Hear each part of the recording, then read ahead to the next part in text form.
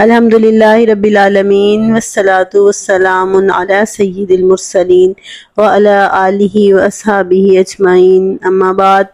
رب اشرح لی صدری ویسر لی امری واحلل عقدۃ من لسانی یفقہوا قولی۔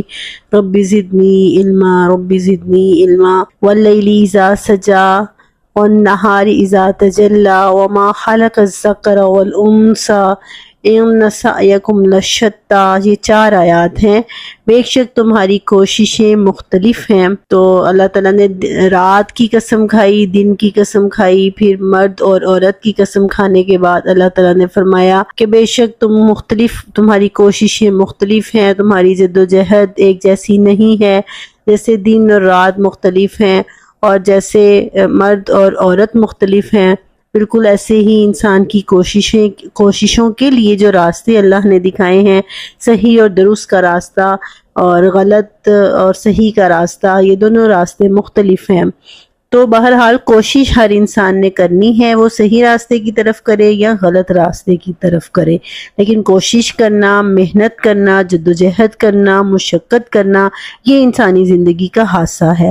اور قوموں کے عروج اور زوال کا جو قانون ہے وہ بھی اسی چیز پر بیس کرتا ہے۔ جو قومیں کوشش کرتی ہیں، محنت کرتی ہیں، مشقت کرتی ہیں، ہارڈ ورکنگ ہوتی ہیں، وہ قومیں عروج حاصل کرتی ہیں۔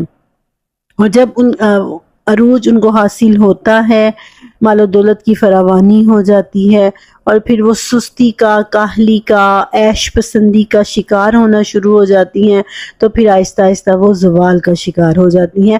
اور اس قانون کے اندر اللہ تعالیٰ نے جو ہے وہ یہ نہیں رکھا کہ وہ مومن ہیں یا کافر ہیں۔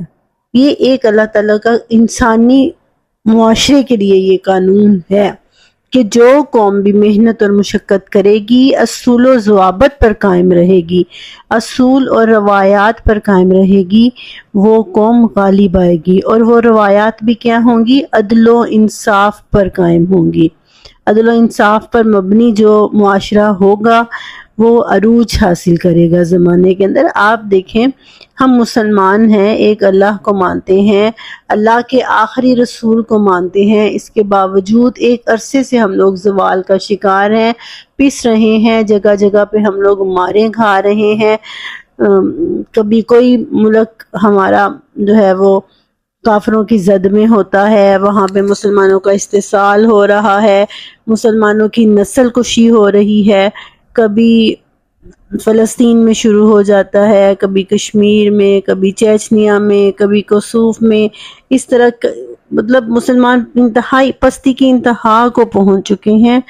ایک مسلمان پر ظلم و ستم ہو رہا ہے تو اس کی حمایت کے لیے کوئی آواز تک بلند نہیں کرتا، حمایت مدد کو جانا تو دور کی بات ہے، کوئی آواز تک نہیں اٹھاتا۔ تو دوسری طرف دیکھیں کون لوگ آج عروج حاصل کر رہے ہیں، کون جو ہیں وہ ترقی یافتہ ممالک ہیں، یورپین کنٹریز ہیں، جو مشرک ہیں، جو اللہ اور اس کے رسول کو نہیں مانتی لیکن وہ عروج پر ہیں۔ اس کی کیا وجہ ہے؟ اگر ہم ان کی وجوہات کو دیکھیں تو جو مین ریزنز ہمارے سامنے آتی ہیں تو ان میں جو ٹاپ پہ ہیں وہ یہی ہے کہ وہ ہارڈ ورکنگ ہیں، ان کے پاس اصول ہیں، روایات ہیں، وہ سچ بولتے ہیں، عدل و انصاف کرتے ہیں، ان میں چھوٹے بڑے کی جو ہے وہ تمیز اس طرح سے نہیں ہے کہ امیروں کے لیے کوئی قانون نہ ہو اور سارے قانون غریبوں پر لاگو ہوتے ہوں، جس کی لاٹھی اس کی بھینس والا حساب نہیں ہے۔ وہ اصول اور وہ قوانین جو اللہ تعالیٰ نے مسلمانوں کو دیے تھے انہوں نے چھوڑ دیے اور پھر غیر مسلموں نے اپنا لیے، تو آج وہ ترقی کر رہے ہیں۔ فجر کے بعد وہ لوگ صبح اٹھتے ہیں، رات کو مغرب عشاء کے بعد ان کا سونے کا ٹائم ہے، فجر کے بعد ان کا اٹھنے کا ٹائم ہے، جو کہ ہمارا ٹائم تھا، لیکن ہم لوگ یہ روایات، یہ چیزیں ہم لوگ چھوڑ چکے ہیں، اور آج اس کا نتیجہ یہی ہے کہ ہم لوگ پستی کا شکار ہیں۔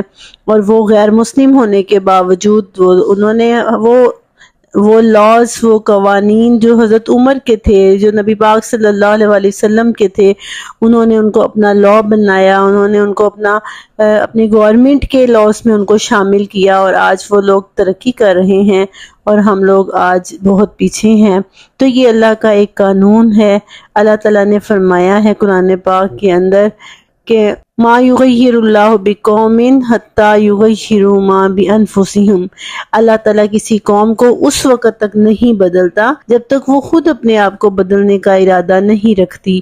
تو مطلب جب وہ لوگ بات کرنے کا ہمارا مقصد یہاں پہ یہ ہے کہ ان سعیکم لشتی، بہرحال کوشش کرنے والے، محنت و مشقت کرنے والے، روایات کی پابند لوگ جو ایکٹیو ہوتے ہیں، جو محنتی ہوتے ہیں، جو اپنی لائف کو چینج کرنا چاہتے ہیں، معاشرے میں اپنا نام پیدا کرنا چاہتے ہیں، اللہ تعالیٰ بھی پھر ان کو ان کی کوششوں کا بدلہ دیتا ہے۔